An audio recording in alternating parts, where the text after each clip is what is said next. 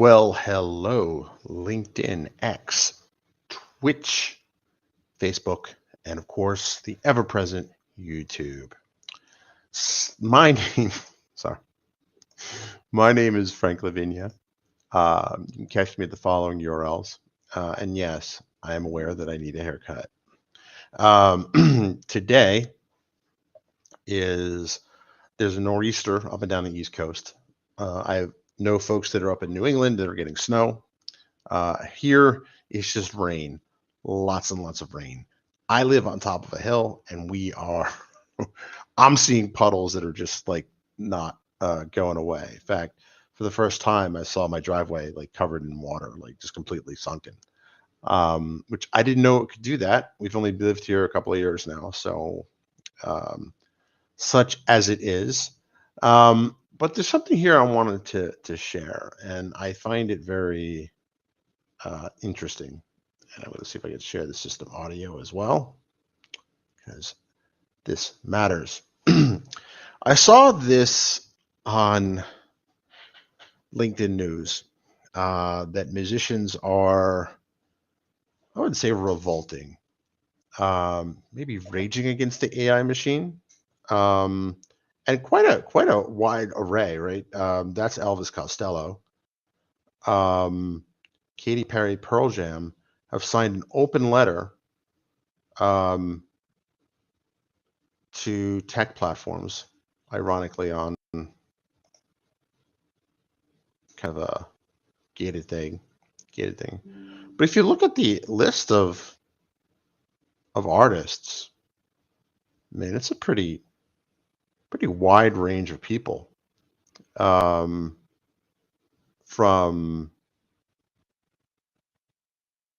Diana Krall to REM to the estate of Bob Marley, that was in here. Where is it? Quite a lot. And if you look at the pictures, Billie Eilish and Nicki Minaj, which is probably the first time they've been in the same sentence. But I find it fascinating how the music industry is a pretty good bellwether for technology adoption. And I say that because I'm old enough to remember the Napster fight, the streaming, before the streaming wars. There was Napster, there was Zune, right? There were all these fights that they had. Even before them, taping music off the radio was a huge crusade that the music industry went on. So I have a couple of questions here. I think one, how much of this is the artists themselves um, revolting, or is this the record label that they're contractually obliged to, right? How much of this is the same pattern repeating all over again, right? Metallica famously said that they never wanted their music streamed or used digitally or used in ways that they didn't intend. It's fascinating to see this all repeat itself. And here we go, right? Now, if history is any guide, what'll end up happening is, despite the tantrums, despite the angst and the wringing of hands and pulling of hair, the music industry will end up embracing this, right? Look at how streaming has been adopted, right? First, they fought MP3 tooth and nail. Then they adopted it with the Apple Music Store. Then they fought streaming, and now Spotify is the darling of the music industry. And the same holds true if you go back further. Home VHS tapes, right? The recording industry, the entertainment industry fought that tooth and nail. Tapes, home taping. Digital audio tapes never caught on, at least here in the US, because of fears of piracy, right? And they managed to put the kibosh on that. They managed to hobble the equipment that normal people could buy so much, but they couldn't stop the internet. And I don't think they're going to be able to stop AI. I think we're going to see this evolve in such a way that they will embrace it. In 10 years from now, it'll be like a major revenue stream for them. I don't know how they're going to do it. I didn't think they would. They didn't think they wanted to do it with MP3. They didn't think they wanted to do it with streaming. Yet here we are. In fact, home video became such a core business for um, the entertainment industry. Yet they fought the VHS and laser discs immensely. Yet they came to adopt it. They came to embrace it. Now, with that in mind, I figured I could show you this. This is a tool, and it was like on a deal site or whatever. And it was like basically for $30, you can create music based on various descriptions. Now, this is still processing something I submitted on the 23rd of March. I think that job is dead. They've had some issues, but listen to this.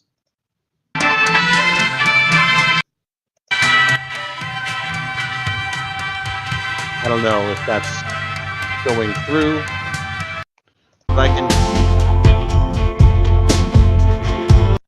but I was able to use a prompt to generate that music. Now, here's the cool thing. That music is copyright free. And again, the music industry and arguably the entertainment industry has really been their own worst enemy in that I've had videos that were demonetized on YouTube because there was some music playing in the background, which is ridiculous, right? I understand the intent, but and I understand that their need to do that, but the way they've aggressively gone after content creators, I don't think they know the writings on the wall, right? The way that they can demonetize a channel or move where the money goes to based on that, or YouTube has the option where you can completely mute the audio. I mean, if you're at a place where they're playing copyrighted music in the background, there's not really much you can do. I'm not trying to bootleg the concert. I'm just trying to do something. And I remember I was I think I was doing a not a live stream, but like a video of the build conference last time I went to a build conference, which would have been like 2016 or 2018. And there was music playing in the background, right? And I didn't even notice it, right, until I was editing, and I was like, I wonder what'll happen. Well, a couple of years go by, I get a notification like, hey, here are your options. I've also had cases where the copyright system on YouTube was abused to the point where they were trying to, well, I'm shut down some videos or make claims on it. Now, I fought every one of them saying like, hey, I had a license for that song, or that song was, that particular thing belonged to me, but it still ended up being a problem. Now, I also know that there are other YouTubers that have faced that sort of situation and not won, right? Or have had copyright strikes against their channel. That leads me into my next subject here, which I did write a post about this a couple days ago. I wanted to sit on it before I formally announced it. But if you look at franksworld.com and you look at the posts, the majority of posts over the last few years are some form of YouTube video, right? Or I pull a lot of the content from YouTube. And I always give credit to the original creator, right? So if you look here, this video from IT Project Managers, I have a tool called Dingo. I've talked about Dingo before, but one of the things that I really, really gave me pause to continue down the YouTube path was one, their war on ad blockers, which just really got out of hand. I understand their reasons, but sometimes the cure is worse than the disease. But furthermore, this particular bit here, when federal agents in the US sought information or data on people who watched a certain video. Now, the video in question is some crypto video. I don't know if I watched it, right? But that's troublesome. That opens up all sorts of doors. Now, if you don't think it can happen here, fine, you can live in that delusion. However, what if somebody watched a training video on, I don't know, how to hack a website, right? They may be a bad actor. They may be someone who's just trying to teach themselves some skills. Are they trying to hack a website? I don't know. But this is only a few steps removed from banned books, burning books. I feel that this is a dangerous step. And the video in question wasn't even, to my knowledge, wasn't even credible. I don't know the link to the video. I'm actually afraid to watch it.